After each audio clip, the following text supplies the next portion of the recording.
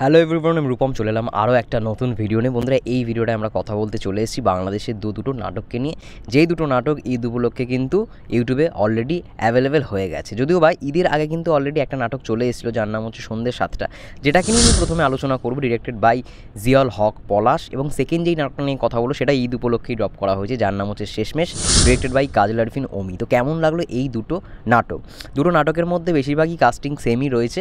পারসাইভানা রয়েছে, তারপরে যেহেতু ফার্স্ট নাটকটা মানে সন্ধ্যে 7টা সেটা ডিরেক্ট করেছে জিয়াউল হক পলাশ, তো তার জন্য হয়তো আমরা তাকে দেখতে পাইনি নাটকটার মধ্যে, কিন্তু সেকেন্ড নাটকটায় আমরা আবার তাকে দেখতে পাচ্ছি শেষমেশ নাটকটার মধ্যে। এবং কাজল আরফিন অমি ভাইয়ার সবকটা নাটকেই শিমুল ভাইয়া এবং পলাশ ভাইয়া আমি দেখেছি অ্যাসিস্ট্যান্ট ডিরেক্টর হিসেবে থাকে, চিফ ডিরেক্টর হিসেবে থাকে। যাই হোক না কেন, তারা টিম হিসেবেই সবসময় কাজ করে। তো প্রথমে যদি সন্ধ্যে 7টা নাটকটা নিয়ে কথা বলি, দেখো বন্ধুরা, সন্ধ্যে 7টা নামটা শুনেই মনে হচ্ছে যে এমন একটা টাইম যেখানে হয়তো একটা গ্রাম রয়েছে। আমার যেটুখানি পোস্টারটা দেখে মনে হয়েছিল ঠিক সেম টু সেম, যেখানে একটা গ্রাম রয়েছে এবং সন্ধ্যে 7টার মধ্যেই যে সমস্ত মানে কুকাজগুলো হয় না, মানে অকাজ কুকাজ যেটাকে আমরা বলি, মানে লুকিয়ে চুরিয়ে, সেই সমস্ত কাজগুলো আই থিঙ্ক সন্ধ্যে 7টার মধ্যেই হয়। তো নাটকটা যদি গল্পটাকে নিয়ে, স্টোরিটাকে নিয়ে যদি একদম ছোট্ট করে বলি, ঠিক সেম টু সেমই। এখানে সন্ধ্যে 7টার সময় এমন একটা গ্রামকে দেখানো হয়েছে যেখানে লোডশেডিং হয়ে যায়, এবং তখনই চুরি থেকে শুরু করে চুরি হয়, কারোর বাড়িতে জামা কাপড় থেকে শুরু করে বাড়ির মহিলাদের জড়িয়ে ধরা হয়। যাই হোক, কেউ একজন এসে জড়িয়ে ধরে চলে যায়। এই ব্যাপারগুলো বেশ মজার ছলে কিন্তু তুলে ধরা হয়েছে, এবং তখনই আমরা দেখতে পাচ্ছি মুখ্য চরিত্রে যাদের দুজনকে, একজন হচ্ছে ইরফান সাজ্জাদ এবং তার সঙ্গে তার অপোজিটে আমরা দেখতে পাচ্ছি পারসাইভানাকে। তো পারসাইভানার সত্যি কথা বলতে আমি নাটক খুব একটা মিস করি না, এবং পারসাইভানা এবং আর হচ্ছে জিয়াউল হক পলাশ, এদের দুজনের পেয়ারটা আমার কিন্তু খুব ভালো লাগে। তো আমার কোথাও কি মনে হয়েছে যে এইখানে যদি জিয়াউল হক পলাশও থাকতো, আমার মনে আরও বেটার হতো। যাই হোক, ইরফান সাজ্জাদকে কিন্তু বাজে লাগেনি এমনটা না, ভালো লেগেছে। এই প্রথমবার এই পেয়ারটাকে আমি দেখলাম।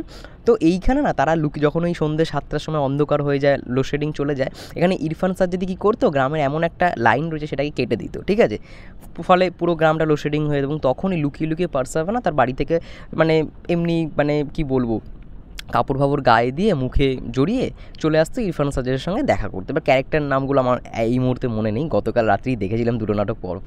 তো এইভাবেই ওদের একটা লাভ স্টোরি দেখানো হচ্ছে। তার সঙ্গে সঙ্গে গ্রামের একটা খুব মজার বিষয়, এখানে যে আর কি চেয়ারম্যান রয়েছে, সে কী করছে, বিভিন্ন লোকের বাড়িতে যাদের হয়তো বিয়ে হয়ে গেছে, সেই ভদ্র মহিলাদের মাঝে মাঝে এমনভাবে জড়িয়ে ধরে, দিয়ে মার খায়, পরের দিনে সে এমন হাবভাব করে, তাকে খুঁজে পেলেই বেধড়ক দেবে এমন একটা ব্যাপার। তো ওই ব্যাপারগুলোকে খুব সুন্দর করে কিন্তু প্রেজেন্ট করেছে, কমেডি এলিমেন্টটাকে খুব সুন্দর করে কিন্তু প্রথমে রাখা হয়েছে।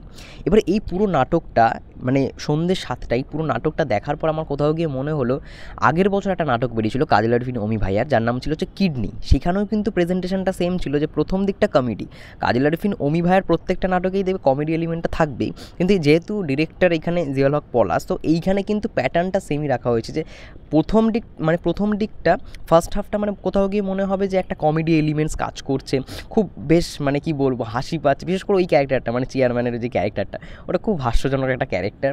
এছাড়াও পাভেলের ক্যারেক্টারটা রয়েছে যে চুরি করছে। যাই হোক না কেন, এই জিনিসগুলো কিন্তু দেখতে খুব ভালো লাগছে, কিন্তু শেষটা যেভাবে হয়েছে সেটা কিন্তু সত্যি কথা বলতে একটা আনএক্সপেক্টেড। সেটা কোথাও গিয়ে একটা ইমোশন করে দেয়। যাই হোক, মোটামুটি ভালো সন্ধ্যে 7টা নাটকটার প্রেজেন্টেশন, কালার খুবই ভালো হয়েছে, কালার গ্রেডিং থেকে শুরু করে বিজিএম ভালো। বেশ সন্ধ্যে 7টা নাটকটা তোমরা যারা আমাকে রিকমেন্ড করেছো, আমি রিকমেন্ডেশনের জন্যই নাটকটা রিভিউ করছি, দুটো নাটকেরই বেশ ভালো লেগেছে। এবার যদি সেকেন্ড নাটকটা নিয়ে কথা বলি, যার নাম হচ্ছে শেষমেশ, ডিরেক্টেড বাই কাজল আরফিন অমি ভাইয়া, এবং তার নাটক আমি সত্যি কথা বলতে মিস করি না। এবং এখানে আমরা দেখতে পাচ্ছি মুখ্য চরিত্রে জিয়াউল হক পলাশ, পারসাইভানা, এবং যার নাম সত্যি কথা বলতে নিতেই হবে, মুন্না মিঠু ম্যাম। তো প্রথম দিকে শুরুটা এতটাই সুন্দর শেষমেশ নাটকের মধ্যে, যে আমরা দেখতে পাচ্ছি মুন্না মিঠুকে, তার একটু পাস্ট একটা স্টোরি দেখতে পাচ্ছি। স্টোরি বলাটা ভুল, এখানে আগের যেই মুহূর্তগুলো কেটেছে, সে বাড়িতে উঠে তার বাড়িতে যারা থাকে, পলাশের বন্ধু, তাদেরকে একটু মারধর করছে যেহেতু তারা নেশা করছে বলে। ওই ব্যাপারটা থেকেই কোথাও গিয়ে একটা ট্রানজিশন শটে আমরা দেখতে পাচ্ছি যে তার একটা ব্রেন স্ট্রোক হয়ে গেছে, এবং সেখান থেকেই কোথাও গিয়ে নাটকটার গল্পটা শুরু হয়। এই যে ব্যাপারটা, এই শুরুটা এতটাই মুগ্ধজনক যে নাটকটা দেখার ইন্টারেস্ট আমাকে আরও বাড়িয়ে তোলে। তো এই নাটকটার ট্রেলার যারা দেখেছে, আই থিঙ্ক তারা গল্প বুঝতে পেরেছে, যে একটা ডায়লগ রয়েছে যে ছোটোবেলা থেকে তুমি আমাদের গোসল করিয়েছো, আজকে তোমার অসুস্থ, আমি তোমাকে গোসল করিয়ে দেবো, স্নান করিয়ে দেবো, বাংলা যেটা স্নান বলা হয়। তো এই যে ব্যাপারটা এত সুন্দর করে দেখিয়েছে কাজল আরফিন অমি, আমার কোথাও গিয়ে মনে হয় এই নাটকটা সবার দেখা উচিত। সবাই কেঁদে ফেলবে বস। এই নাটকটা যারা শেষ অবধি দেখবে সবাই কেঁদে ফেলবে। এখানে যতটাই সুন্দর মনিরা মিঠু ম্যামের অভিনয়, মানে কাঁদিয়ে দেওয়ার মতো একটা অভিনয়, যেভাবে ও অ্যাক্টিং করেছে। যখন বলছে আমার ছেলে পলাশ কই, পলাশ যখন বলছে আমিই তো তোমার ছেলে পলাশ, বলছে না তুমি পলাশ নাও। ওই যে ওই জায়গাটায় পলাশের যে রিয়াকশানটা, এক্সপ্রেশনটা, এটা আমার মানে মনে হয় যে খুব কম অভিনেতাই রয়েছে ওই জায়গায় মানে সিং করে নিজের মায়ের চরিত্রকে ভেবে ছেলের মতো অ্যাক্টিং করছে। এবং এখানে সত্যি পুরো মায়ের মতো করে অ্যাক্টিং করেছে মনিরা মিঠু ম্যাম। মানে তার আগেও অনেক কাজ দেখেছি, সত্যি কথা বলছি এই নাটকটা বেস্ট বেস্ট, আমার খুব ভালো লেগেছে।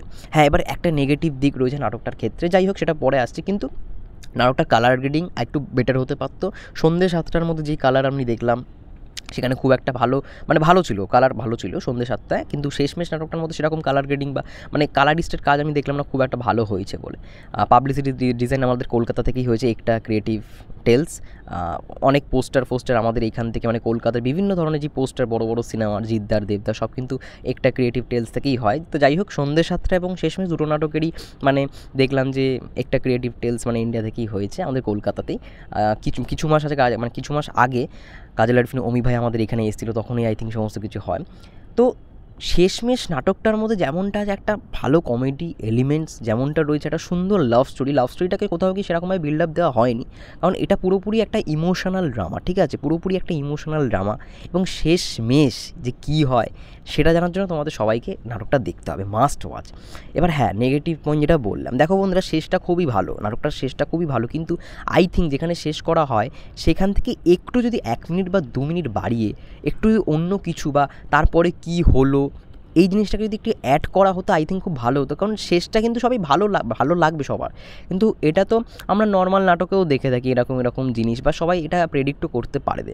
সন্ধ্যে 7টার সময় যে ঘটনাটা দেখিয়েছে সেটা কিন্তু আনপ্রেডিক্টেবল, ঠিক আছে, কিন্তু এই শেষমেশের মধ্যে যেটা হবে সেটা আমরা সবাই প্রেডিক্ট করতে পারবো। তো সেই জায়গা থেকে আরও যদি 1 মিনিট বা 2 মিনিট যদি এক্সট্রা একটু কিছু অ্যাড করা যেত নাটকটার মধ্যে আই থিঙ্ক বেটার হতো।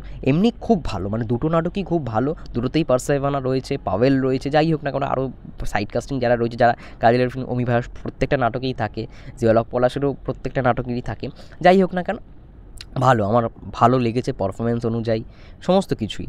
তোমাদেরও রিকমেন্ড করবো দুটো নাটকই দেখার জন্য, কিন্তু শেষমেশ হাইলি রিকমেন্ডেড। ব্যাস এটা বলি শেষ করবো। সবাই ভালো থেকো, সুস্থ থেকো, টেক কেয়ার।